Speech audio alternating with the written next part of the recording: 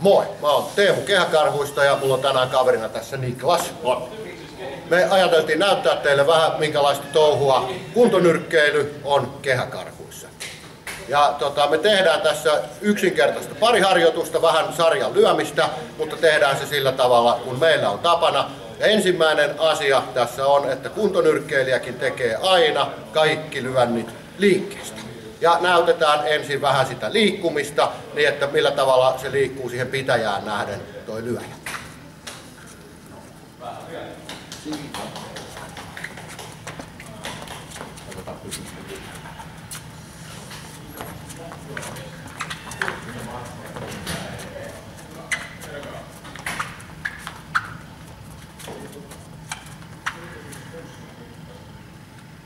Noin. Kuntonyrkkeilijä ei siis koskaan ole paikallaan oikeastaan hetkeäkään kun harjoitellaan.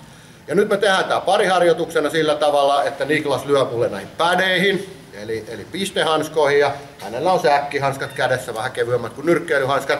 Tätä voi tehdä myös hanskoihin lyömällä, mutta tää on parempi varustevaihtoehto. Ja nyt me lähdetään tekemään sellaista yksinkertaista iskusarjaa, 2 etukäden suoraa ja takakäden suoraa. Liikkeestä lähdetään ja huomatkaa vähän sitä rytmittämistä, että kuinka Niklas tekee sitä rytmiä siihen ja erilaisista liiketiloista mennään. Katsotaan kuinka tämä käy.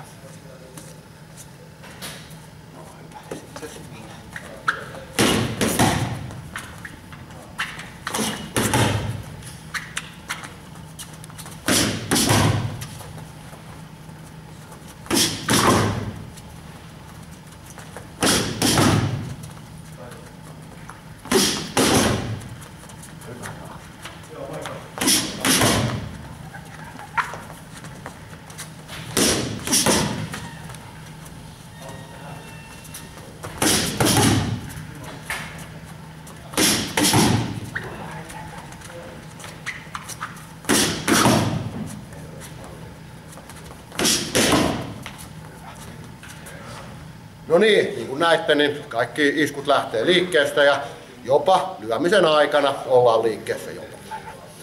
Myös kuntonyrkkeilijälle on erittäin tärkeää osata väistää.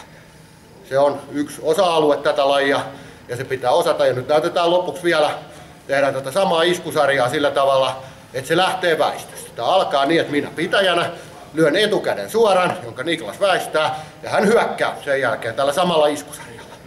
Katsotaan tätä.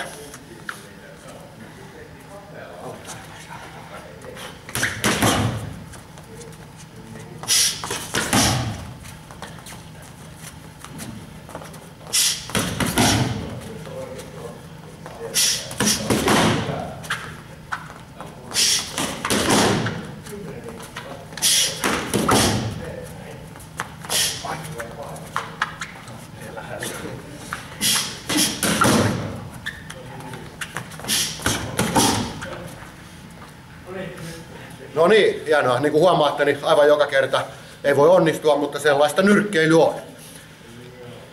Tehdään lisää näitä kuntonyrkkeilyjuttuja, kun päästään asiassa eteenpäin. Palataan asiaan kuntonyrkkeily terveisin. Moi! Moi!